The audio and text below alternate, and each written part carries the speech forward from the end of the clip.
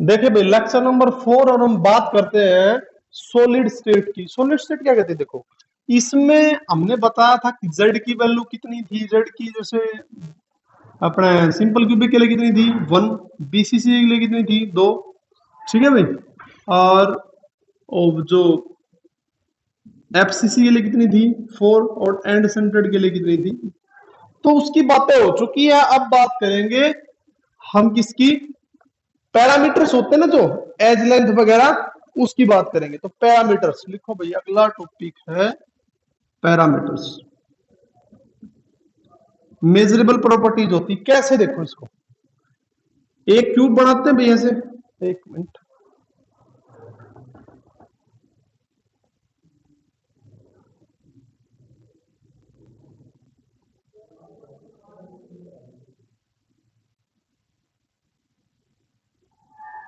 अब देखो इसको ए मानते हैं भाई, इसको मानेंगे बी और इसको मानेंगे सी। ए और सी में एंगल मान लेते हैं बीटा है, बी और सी में अल्फा है, और ए और बी में क्या है गामा। ये एंगल गामा है, ये अल्फा है, और ये बीटा। तो इनकी बातें करते हैं। तो देखिए, जैसे हमें याद करना होता 12th में, सबसे पहले आता है क्यूबिक सिस्टम, 7 क्रिस्टल सिस्टम। लिख लेना ऊपर भाई 7 क्रिस्टल सिस्टम।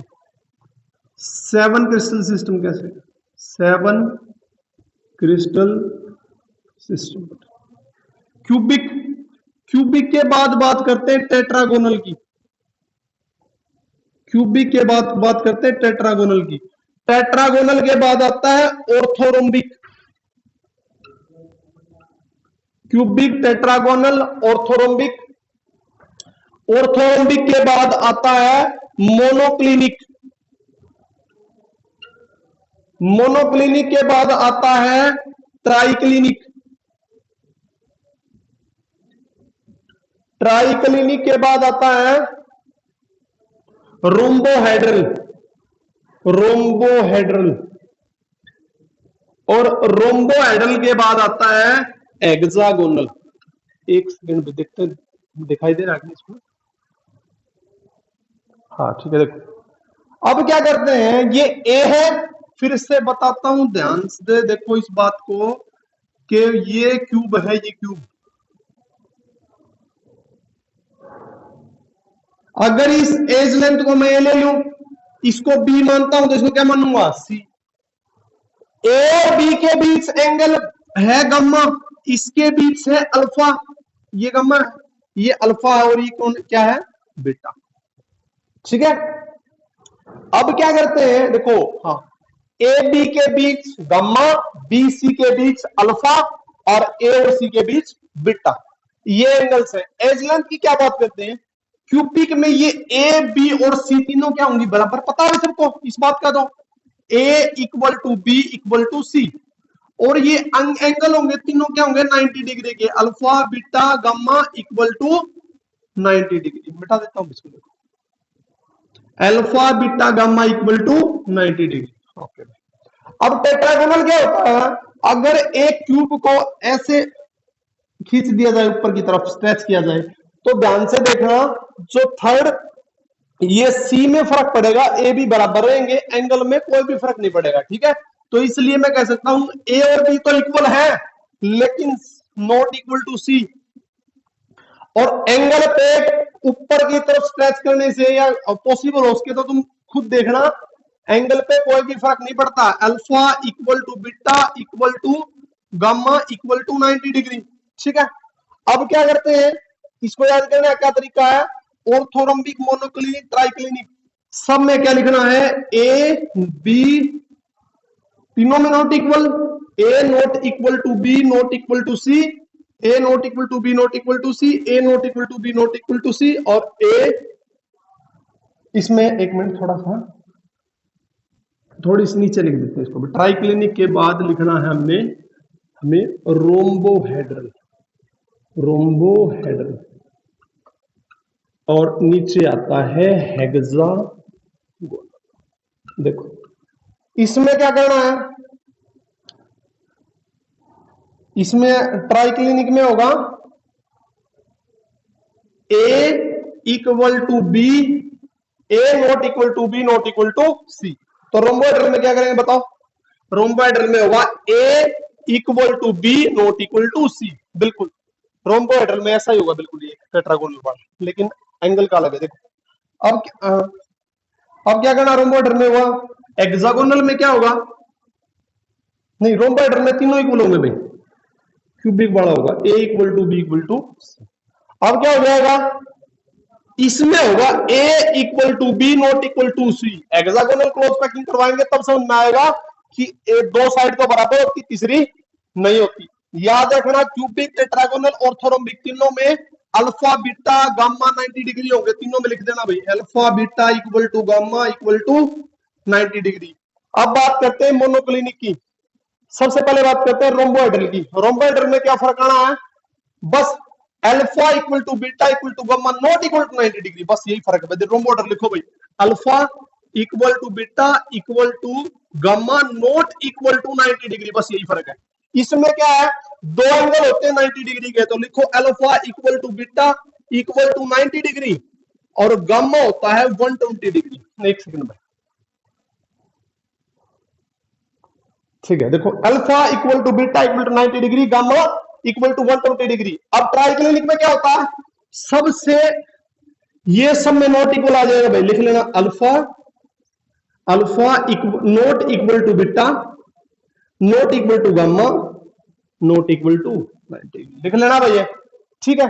इसमें क्या होता है? बस मोनोक्लिनिक को थोड़ा सा याद रखना। इसमें करना है अल्फा इक्वल टू बीटा, नहीं, alpha equal to gamma equal to 90 degree but not equal to beta.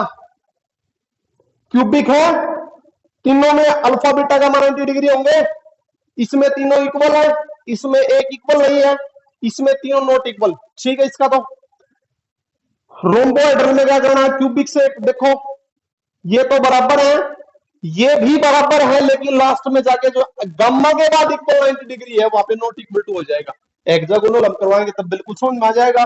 Triclinic में सभी नॉट इक्वल होते हैं, याद रखना। तो सिर्फ और सिर्फ कौन सा है? मोनोक्लिनिक, जिसमें इसका तो पता ही है, तो याद रख लो, तीनों लगातार नॉट इक्वल है। Alpha equal to gamma equal to 90 degree not equal to beta, इसको कर लेना भाई। अब बात करते हैं, देखो अब बात करते हैं नियरेस्ट नेबर डिस्टेंस की। जल्दी जल्दी करो इसको। एबीसी पैरामीटर्स याद रखने हैं, मेजरेबल प्रॉपर्टीज होती है, 7 क्रिस्टल सिस्टम है ये। एक नंबर का क्वेश्चन आ जाता है एचबीएससी में।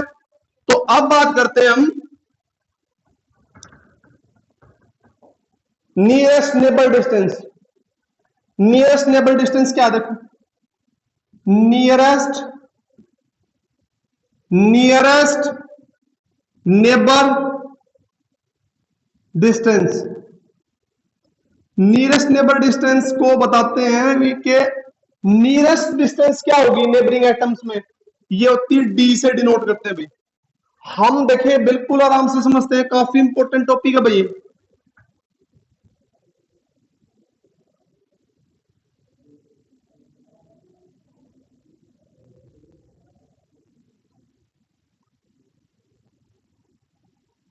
ठीक है, अब क्या करते हैं?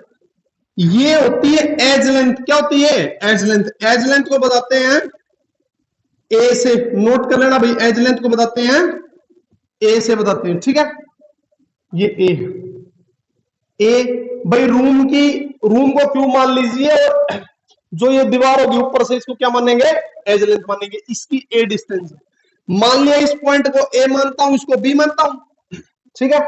तो अब ये बताओ, अब इसमें क्या होगा?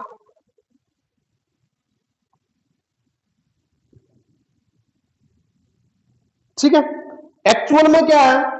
ये एक दूसरे को क्या करते हैं? टच करते हैं। कैसे भाई? देखिए, होता क्या, ये केवल एक रिप्रेजेंटेशन का तरीका है, ये एक्चुअल फॉर्म को नहीं बताता कभी भी। एक्चुअल फॉर्म क्या होती है भाई? ऐसे होती है, जूम करके दिखाते हैं, बिल्कुल ऐसे। ये तो ये पूरी एज लेंथ है, ये एज लेंथ है पूरी। ये एक दूसरे को टच करते हैं, वैसे दिखाते नहीं इसमें, ठीक है। ये भी आर है और ये क्या है? आर।